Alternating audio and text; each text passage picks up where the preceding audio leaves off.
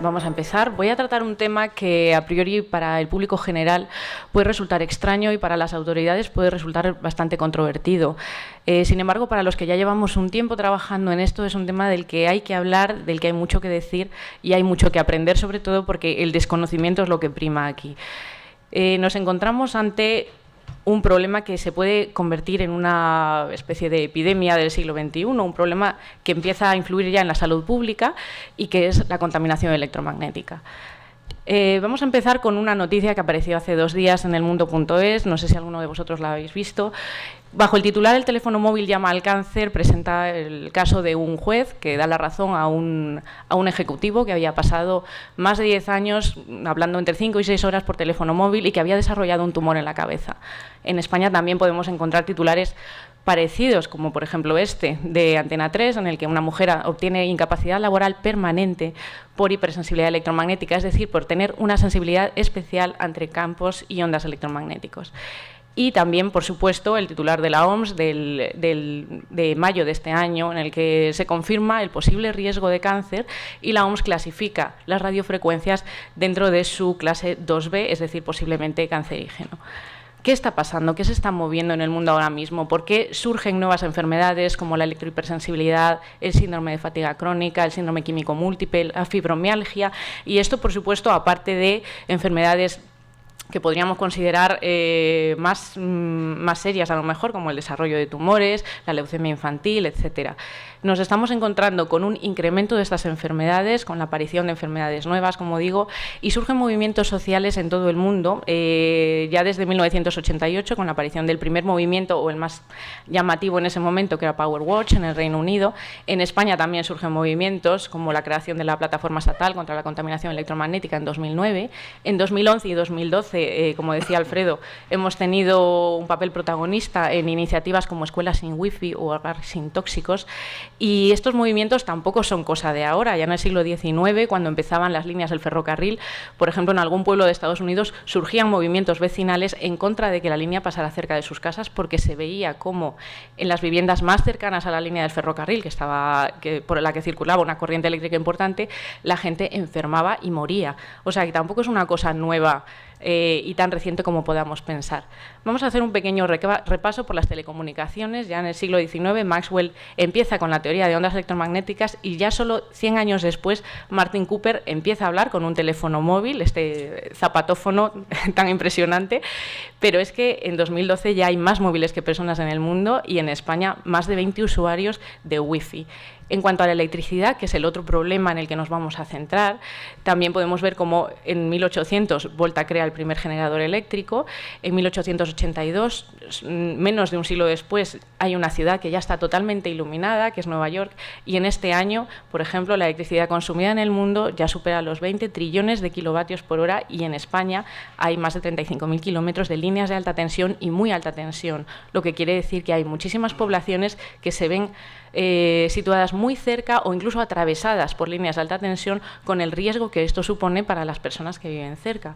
Pero antes de continuar, vamos a preguntarnos qué es una onda, qué es un campo, qué es una radiación. Son cosas que a lo mejor algunos no tenemos claro, ¿no? Entonces, brevemente y con un par de diapositivas, vamos a ver cómo una onda es esto, es dejar caer una piedrecita en un estanque y sobre la superficie se forman ondulaciones, es decir, perturbaciones en esa interfaz entre el aire y el agua.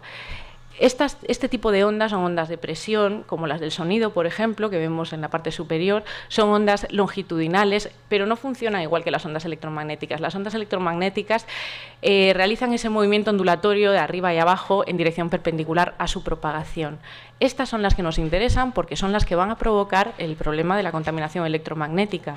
Por ejemplo, tenemos una onda electromagnética formada por un campo eléctrico y un campo magnético, que vemos en naranja y en azul, y que se desplazan formando esta especie una onda que se desplaza en el espacio de forma perpendicular. Por último, para que os hagáis una idea de cómo funciona una antena, este dipolo simula una antena normal, una antena muy básica, y estas son las ondas electromagnéticas que produce la oscilación de este dipolo, ¿no? Cuando hablamos de frecuencia, por ejemplo, si el dipolo cambia de sentido 50 veces por segundo, su frecuencia son 50 hercios. Y como vemos, es una situación muy parecida a la de las ondas en un estanque, con un máximo de radiación alrededor de la antena y unos mínimos arriba y abajo. Entonces, para que quede claro, la onda es la perturbación. La radiación es la energía que lleva esa perturbación y el campo es la región del espacio donde se manifiesta la perturbación. Vamos al espectro electromagnético para comprobar en qué rango nos estamos moviendo. Cuando hablamos de un campo estático, no tiene frecuencia, la frecuencia serían 0 hercios. Cuando hablamos de líneas eléctricas, por ejemplo, cuando hablamos de líneas eléctricas, la frecuencia que nos encontramos es en torno a 50 hercios, 60 hercios, dependiendo del país en el que vivamos. En España 50 hercios. Se considera una baja frecuencia y es la frecuencia típica del transporte eléctrico, de los electrodomésticos, transformadores urbanos, baterías, por ejemplo, etcétera. Otra frecuencia que nos interesa, la frecuencia a partir de los 900 megahercios, que es la propia de la telefonía móvil, llegando hasta los 5.000, 6.000 megahercios, que ya serían frecuencias propias de radares, por ejemplo, de telecomunicaciones. Es importante un detalle, que es que la menor frecuencia implica menor energía, es decir, la onda transporta menor energía, pero mayor penetrabilidad en los materiales y, por tanto, en los tejidos. Mientras que para frecuencias mayores tenemos más energía, pero menos penetrabilidad. Una onda con una frecuencia muy alta puede quedarse en la parte externa, en las primeras capas de la piel y no atravesarla. Las fuentes más habituales, como he dicho, son en telecomunicaciones, teléfonos y antenas de telefonía, teléfonos inalámbricos, redes de Wi-Fi, WiMAX, Bluetooth, los aparatos de escucha para bebés, por cierto, muy importantes, los radares también. Y en cuanto a campos estáticos y de bajas frecuencias, tenemos trenes, tenemos cargas estáticas producidas por mobiliario o por prendas de vestir, tenemos instalaciones eléctricas en los domicilios, transformadores, etcétera. Vamos a hablar un poco de los efectos adversos. El primer efecto, y quizá el más inmediato, porque es un efecto a corto plazo y es un efecto muy bien estudiado, es el efecto térmico de las radiofrecuencias. Todos hemos visto lo que pasa en un microondas, se calienta debido al agua que contienen los alimentos, ¿no? Pues algo así sucede con las radiofrecuencias cuando aproximamos un teléfono móvil a nuestro cuerpo, como vemos en esta diapositiva.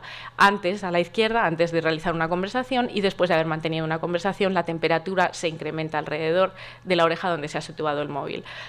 La elevación de la temperatura tiene innumerables efectos como aumento de la frecuencia cardíaca, del ritmo respiratorio, del metabolismo celular, también disfunciones en el sistema nervioso. ¿Y qué sucede con este efecto? Que es el único que cuenta con un mecanismo totalmente conocido y descrito actualmente. Y digo totalmente, o sea, que se conoce 100% cómo funciona. Y debido a eso es el que ha servido de base para la legislación actual.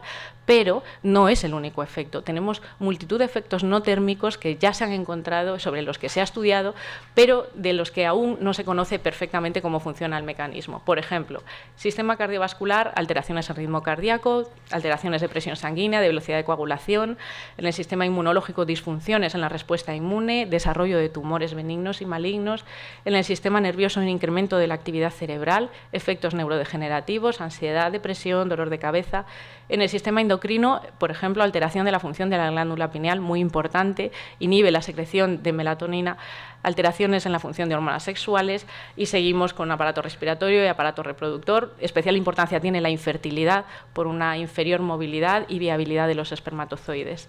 ¿Y qué sucede con los campos estáticos y de baja frecuencia? Porque también tienen unos efectos razonablemente descritos. Por ejemplo, para campos estáticos eléctricos, por ejemplo, y cargas, tenemos descargas eléctricas, que también conocemos todos, ionización en el aire, lipoatrofia semicircular, que es algo relativamente nuevo, todavía no se sabe muy bien si sucede, es una falta de tejido adiposo en las extremidades inferiores, sobre todo en mujeres que trabajan en edificios de los que se denominan inteligentes, son edificios muy aislados, con poca ventilación, con problemas de electricidad estática, con problema de campo eléctrico en el lugar donde trabajan, etcétera. Entonces, no se sabe si se debe al campo eléctrico, al magnético de baja frecuencia, o si son pequeñas descargas de electricidad estática que se reciben en los muslos, pero aparecen estas hendiduras, ¿no?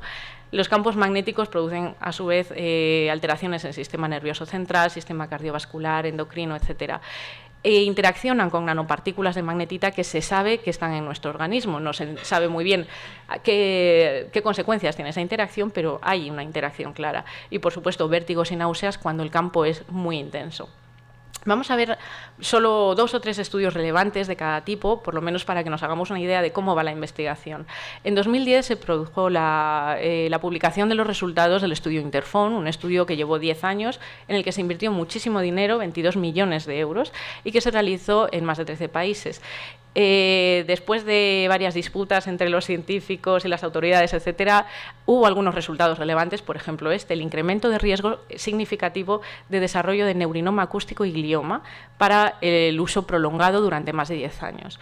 Y el incremento ipsilateral, es decir, en el mismo lugar de la cabeza en el que se situaba el móvil, de tumores de glándula parótida. Después, un estudio de Volkov en 2011 ha encontrado que el metabolismo de la glucosa en el cerebro también se ve incrementado tras conversaciones de 50 minutos en un teléfono móvil. Y un dato importante, y que también se ha comprobado, es que los niños, como podéis ver en la imagen inferior, son especialmente sensibles. Su cerebro, la radiación que recibe su cerebro, es muy superior a la que recibe un adulto en las mismas circunstancias. Para bajas frecuencias hay varios metaestudios sobre el desarrollo de leucemia infantil especialmente, ¿no? Hablamos de campos entre 50 y 60 hercios. Se ve como el riesgo de leucemia infantil aumenta para campos superiores a 300 nanoteslas y que a distancias inferiores a 600 metros de líneas de alta tensión efectivamente también aumenta la incidencia de leucemia infantil. ¿Qué sucede ante esto? ¿Qué podemos decir? ¿Realmente nos protegen las normas y leyes que hay en este momento? El ICNIRP es un organismo que en 1998 emitió unas recomendaciones para la exposición a campos electromagnéticos y estas recomendaciones fueron tal cual llevadas a la Unión Europea, que en el 99 emitió una recomendación y que fue traspuesta en la legislación española en 2001 con el Real Decreto 1066/2001, que lo podéis consultar. En el que se encuentra, directamente se aplican estos límites que ya ha pasado más de una década desde que se sugirieron, de forma que en el 2008 el Parlamento Europeo indica que la legislación actual está obsoleta y que hace falta revisarla. Y la OMS este año, como ya indiqué al principio, declara las radiofrecuencias como potencialmente cancerígeno, al igual que había hecho ya en 2001 con los campos de baja frecuencia. Las recomendaciones que encontramos por parte de organismos independientes, como el informe Bioiniciativa o la resolución de Salzburgo, arrojan una cifra de 0,1 microvatios por centímetro cuadrado como exposición máxima, mientras que nuestra legislación, por ejemplo, permite 450 microvatios. Eso son 4.500 veces más de las recomendaciones arrojadas por expertos independientes. En bioconstrucción, por ejemplo, se aplican criterios aún más restrictivos, ¿no?, como el de la IBN, que es de 0,001 microvatio por centímetro cuadrado. Como vemos, hay muchísima diferencia entre lo que dicta la legislación y lo que dicen la recomendación de los científicos, con lo cual lo único que podemos hacer es adoptar un principio de precaución que nos permita protegernos, por lo menos prevenir la incidencia de todas estas enfermedades.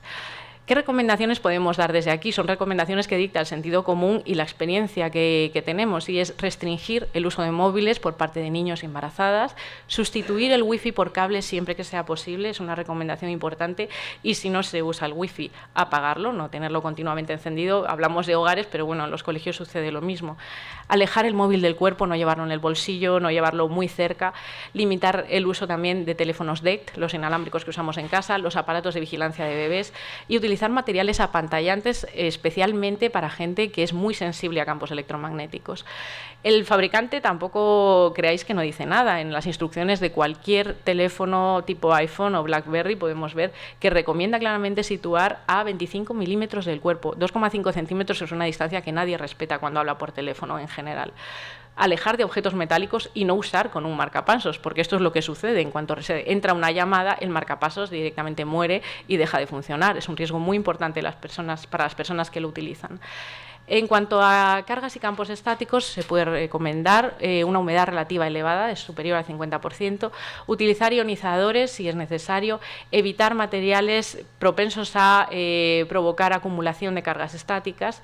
Hablamos de materiales tanto en el mobiliario como en las prendas de vestir, revisar la instalación eléctrica y la toma de tierra. Por ejemplo, aquí tenemos un gráfico de cómo el campo eléctrico producido por un ordenador sin toma de tierra, que son las líneas 1 y 2, las superiores, y con toma de tierra, que sería la línea 3, la disminución del campo eléctrico es muy importante. Los campos de baja frecuencia, lo que podemos decir de ellos fundamentalmente es bueno, que la parte eléctrica es fácilmente apantallable, no hay ningún problema, pero la parte magnética es más complicada y para ello lo mejor es poner distancia. A una distancia de más de 500, 600 metros de una línea de alta tensión, el campo magnético es muy pequeño y prácticamente el riesgo es inexistente, mientras que para una distancia de 100 metros tenemos el doble de riesgo de padecer leucemia infantil en las cercanías de una línea de alta tensión. Por ejemplo, se pueden usar materiales apantallantes si no somos capaces de mantener esa distancia, materiales con una elevada permeabilidad magnética que producen este efecto, que el campo magnético circule a través de ellos y no entre en la región protegida por esos materiales de alta permeabilidad magnética. En resumen, ¿qué tenemos que decir? Que la exposición actualmente a campos electromagnéticos está muy generalizada, no hay prácticamente nadie que no esté expuesto, con lo cual esto supone un problema para las investigaciones porque no hay individuos control, es decir, no hay nadie que no haya estado expuesto en su vida a un campo electromagnético artificial. Se encuentran múltiples efectos biológicos, algunos muy estudiados, otros menos, y tenemos que trabajar sobre medidas de prevención y protección. Como decía Alfredo, no es suficiente proteger a los que ya están enfermos, sino que tenemos que prevenir que nosotros mismos, ya no, pero quizá nuestros hijos no se vean expuestos a estos campos si no conocemos muy bien cuáles pueden ser las consecuencias a largo plazo. Y finalmente, trabajar, nuestro objetivo, que es trabajar por la salud y el bienestar de todas las personas. Para ello, también tenemos que trabajar sobre la legislación, promover que se adopten medidas un poquito más restrictivas y informar al enfermo, informar a la población general, informaros a vosotros como también parte responsable en todo este círculo de enfermedad, salud y nada más. Por mi parte, muchas gracias por vuestra atención y después atenderemos dudas. Gracias.